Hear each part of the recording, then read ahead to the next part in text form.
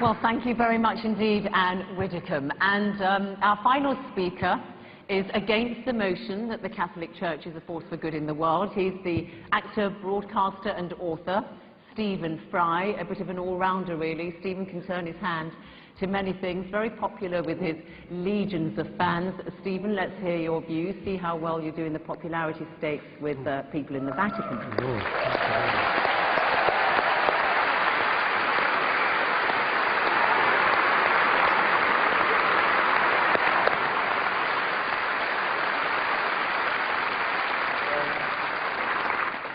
Ladies and gentlemen, there are occasions, as Gwendolen remarked, in the importance of being earnest, when it becomes more than a moral duty to speak one's mind, it becomes a pleasure.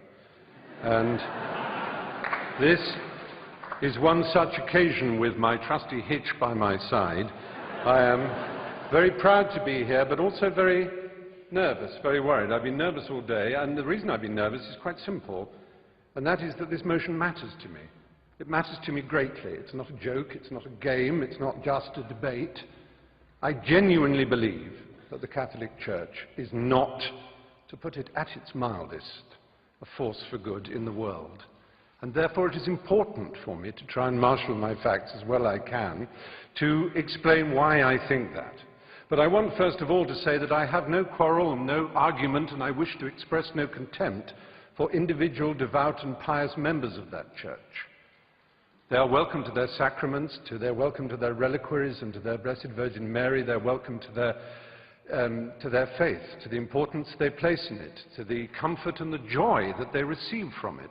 All of that is absolutely fine by me. It would be impertinent and wrong of me to express any antagonism towards any individual who wishes to find salvation in whatever form they wish to express it.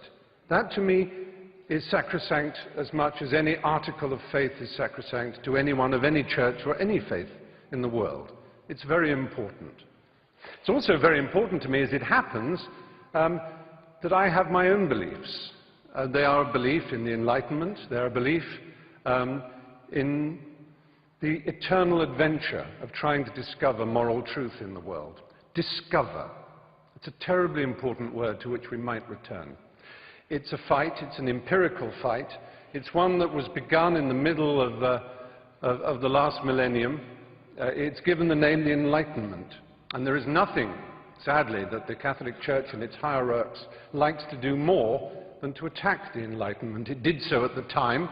Reference was made to Galileo and the fact that he was tortured for trying to explain the Copernican theory of the universe.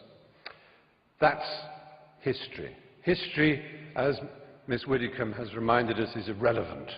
It's not important. All that matters now is that billions of pounds go out of this extraordinary institution to relieve the poor around the world and make the world a better place. History is of no importance whatsoever. Well, I beg to differ.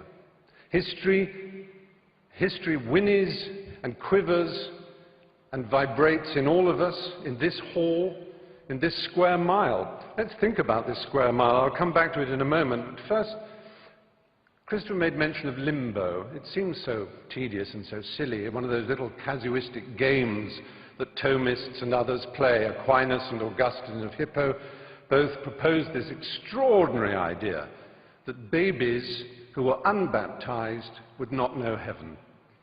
They also proposed the idea of purgatory, which doesn't exist in the Bible. There's absolutely no evidence for it. However, what an extraordinary, brilliant coup to imagine such a thing as purgatory. That a soul needs to be prayed for in order to go to heaven, in order to turn left when he enters the aeroplane